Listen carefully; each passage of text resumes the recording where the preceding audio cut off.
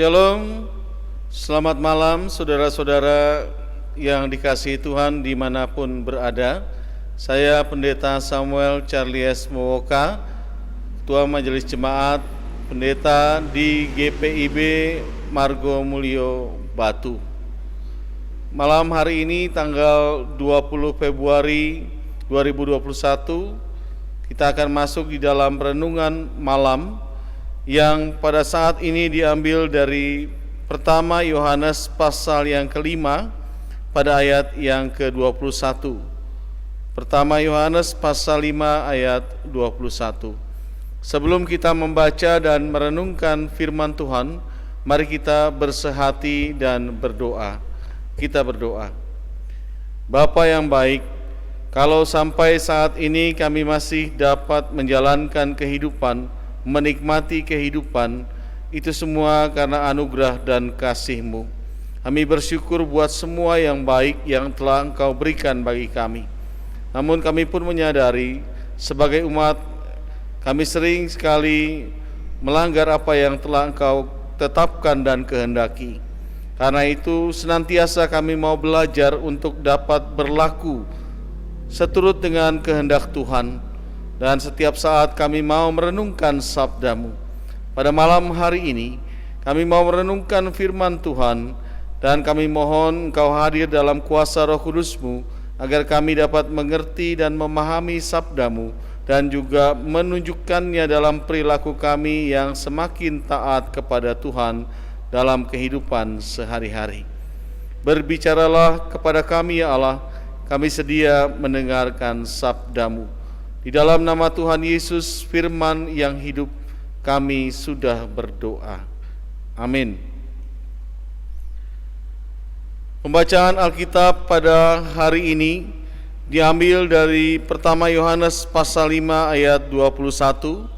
Firman Tuhan berkata, "Anak-anakku, waspadalah terhadap segala berhala." Saya ulangi sekali lagi.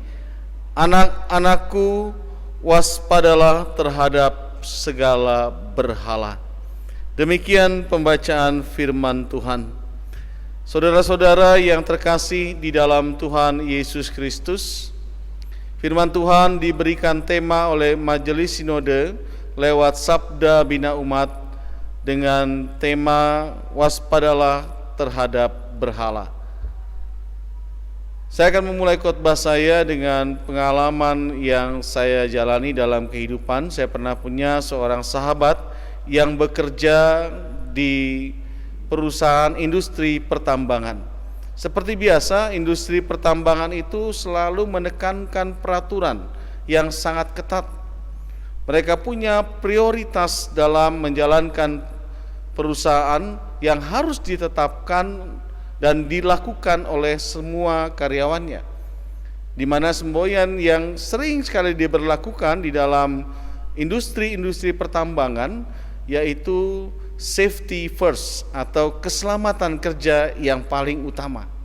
Nah, berkaitan dengan itu, teman saya ini pernah dipecat dari perusahaan tempat dia bekerja hanya karena hal sepele, yaitu tidak memakai sarung tangan. Dia lupa membawa sarung tangan dari rumah. Hanya masalah kecil memang tidak membawa sarung tangan, tetapi bagi perusahaan hal ini tidak kecil karena mereka mempunyai prioritas keselamatan kerja yang utama, safety first. Kalau itu menjadi prioritas, maka segala aturan yang menyangkut keselamatan kerja apapun itu, sekecil apapun, tidak boleh diabaikan. Yang namanya prioritas maka harus dijaga, harus dilihat sebagai yang utama dan tidak boleh diabaikan. Nah, dari cerita ini saya mau mengajak kita untuk melihat bahwa dalam hidup ini kadang kita punya prioritas. Kita mungkin punya prioritas di tahun ini kita tetap sehat, kita tetap kuat. Di tahun ini mungkin juga kita punya prioritas kita harus menikah atau kita harus mendapatkan pekerjaan dan lain sebagainya. Dan untuk prioritas yang penting dalam hidup kita, pastinya kita pilih sesuatu yang utama, sesuatu yang berharga. Itu yang menjadi prioritas. Tidak mungkin sesuatu yang tidak baik atau sesuatu yang tidak berharga dijadikan prioritas. Biasanya kita menjadikan prioritas sesuatu yang sangat penting, mendesak, dan benar-benar berharga dalam kehidupan kita. Itu yang kita tempatkan pada prioritas yang pertama dan bukan yang kedua. Nah, demikian juga ini adalah penghantar ketika kita memasuki pembacaan kita dalam pertama Yohanes pasal 5 ayat yang ke-21. Pembacaan ini memang singkat. Waspadailah berhala. Singkat sekali kelihatannya, tapi sebenarnya dalam firman ini mau berkaitan juga dengan yang namanya prioritas. Yohanes mengajarkan orang-orang yang saat itu ada dalam kehidupannya, dia membimbing orang-orang di sekeliling hidupnya untuk melihat Yesus sebagai prioritas utama dalam kehidupan. Karena di saat itu ketika Yohanes memberitakan firman dan juga melayani, umat yang dia layani berhadapan dengan banyaknya muncul nabi-nabi palsu, penyesat, dan juga antikristus. Mereka mencoba memutarbalikkan kenyataan dan menyerang Kristus dengan mengatakan bahwa Kristus adalah manusia biasa, tidak ada gunanya percaya kepada Yesus, dan banyak lagi yang lain. Semuanya itu mau mengajak orang-orang itu agar berpaling dari Kristus, untuk melihat bahwa Kristus bukanlah yang utama sebagai orang-orang Kristen. Kristus bukanlah yang penting dalam kehidupan. Itu yang mau dicecar, itu yang mau dicari oleh penyesat-penyesat itu. Dan karena itu Yohanes menguatkan dan meneguhkan mereka dengan memperlihatkan bahwa sebagai orang percaya, mereka harus melihat bahwa Yesus itu adalah prioritas yang utama. Sebagai prioritas, tentunya Yesus memiliki harga dan nilai yang paling tinggi dalam hidup, yang tidak boleh digantikan oleh sesuatu apapun yang lain. Tidak ada sesuatu yang nilainya lebih berharga dari Yesus. Tidak ada sesuatu yang sangat dicari orang lebih dari Yesus. Kalau kita menjadi orang yang percaya, itu yang Yohanes mau tekankan kepada orang-orang percaya saat itu, agar sebagai orang yang mengaku diri sebagai pengikut Kristus, mau tidak mau, suka atau tidak suka, mereka harus melihat bahwa Yesus adalah yang utama dalam kehidupan. Yesus adalah prioritas, dan itu tidak boleh diabaikan. Yohanes melihat ini sebagai harta berharga yang harus dimiliki orang percaya. Dengan demikian, keselamatan dan hidup yang kekal itu menjadi milik orang-orang yang percaya. Namun demikian, Yohanes pun menyadari bahwa manusia masih hidup di dalam dunia. Ketika manusia masih hidup dalam dunia, tentu banyak sekali tantangan, banyak sekali godaan yang akan muncul. Itulah yang dikatakan sebagai berhala-berhala yang memungkinkan orang-orang ini berpaling dari Kristus atau menempatkan Kristus lebih rendah daripada keduniaan dan apapun yang mereka inginkan dan harapkan dalam dunia ini. Oleh karena itu, merasa penting bagi Yohanes, dia menutup kitab yang pertama ini dengan mengingatkan untuk waspada terhadap berhala.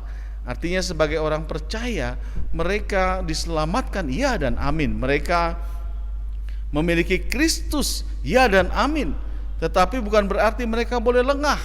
Karena kalau kita melihat, membandingkan dan coba melihat rujukan dari surat Petrus yang pertama pasal yang kelima ayat yang ke-8, di sana dikatakan, sadarlah dan berjaga-jagalah, lawanmu si iblis berjalan berkeliling sama seperti singa yang mengaum-ngaum dan mencari orang yang dapat ditelannya. Artinya, ketika manusia masih hidup, masih ada kemungkinan dia berdosa, masih ada kemungkinan dia jatuh, masih ada kemungkinan dia berpaling dari Kristus. Karena iblis tidak pernah berhenti untuk menjatuhkan manusia dan menjauhkan manusia dari Kristus. Nah, saudara-saudara yang terkasih, firman Tuhan pada malam hari ini untuk menutup hari di akhir pekan ini mengajak kita untuk merenung. Sejauh ini, apakah kita sudah menempatkan Kristus sebagai yang utama dan paling berharga bagi saudara dan juga saya?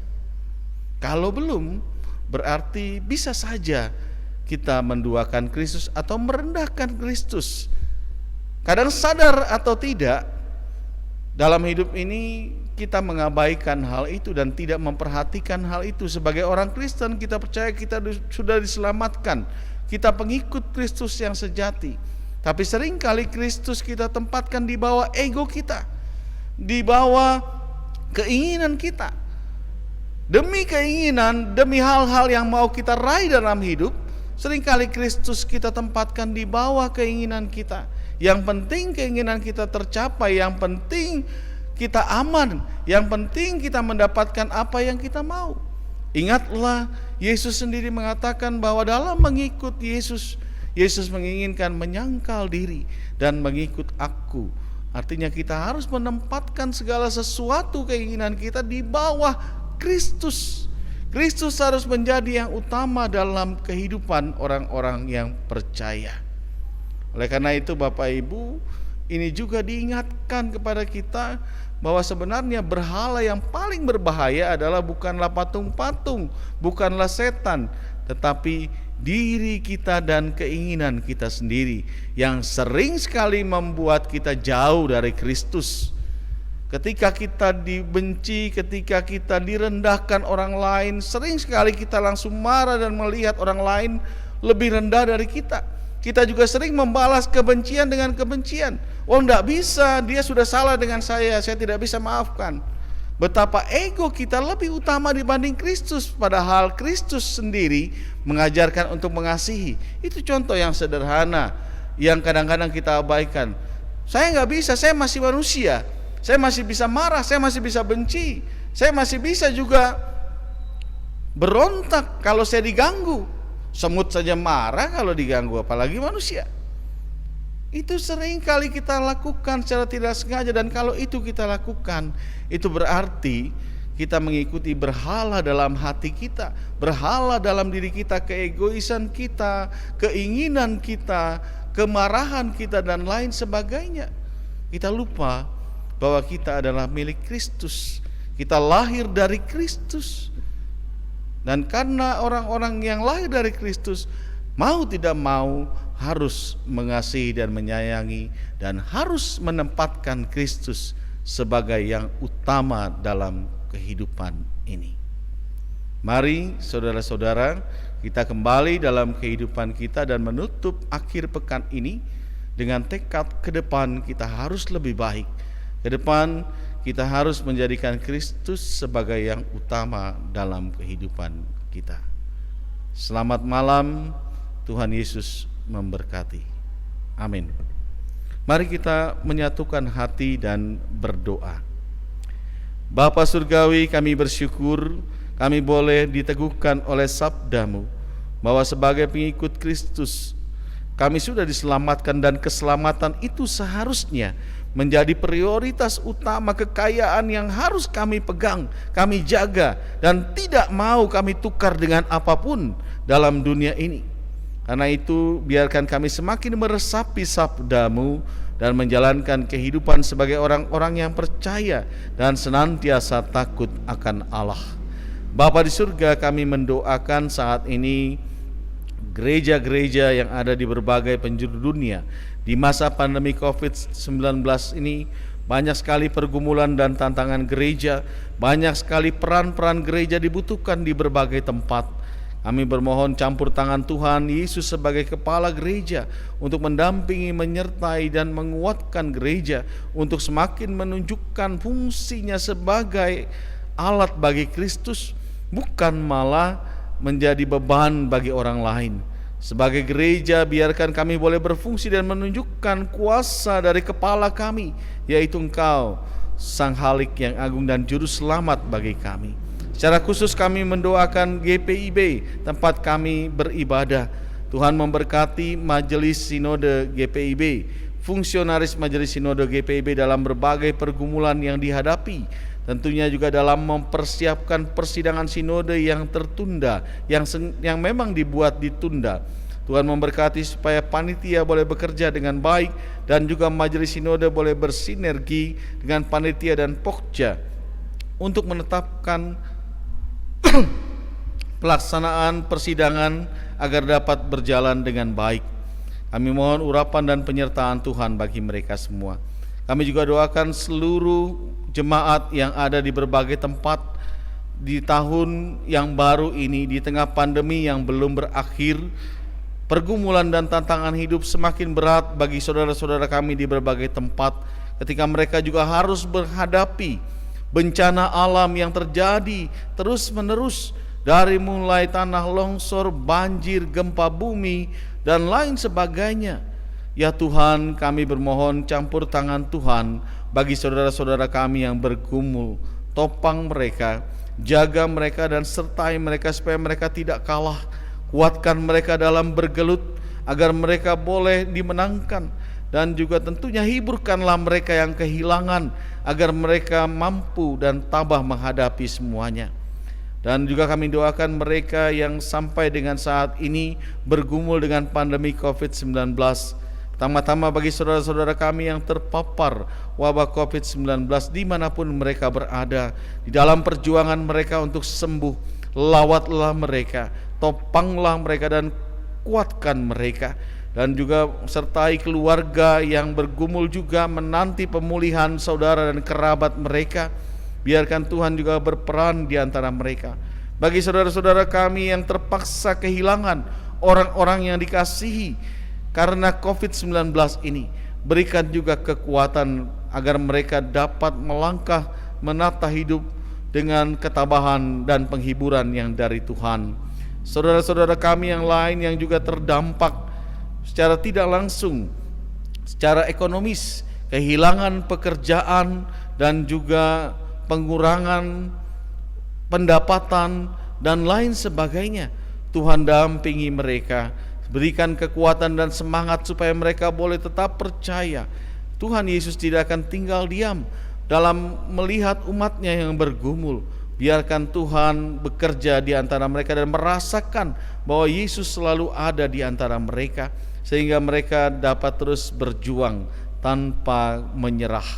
Kami pun mendoakan saat ini ya Tuhan, bagi kami yang sehat, bagi kami yang kuat, bagi kami yang masih beruntung, biarkan kami tidak menutup mata melihat pergumulan saudara-saudara kami ini. Lawat mereka, topang mereka, supaya mereka boleh ikut berbagi dan menyayangi. Bapa Surgawi, tidak lupa kami mendoakan pemerintah bangsa negara kami Indonesia.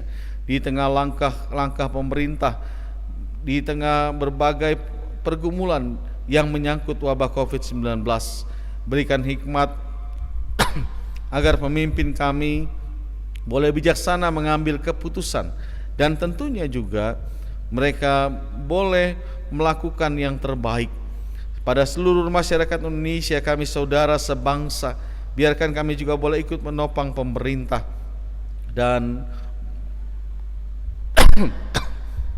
bersama-sama bahu-membahu menghadapi wabah COVID-19 dan juga pergumulan di tengah bangsa yang semakin menyedihkan di berbagai tempat di Indonesia ini.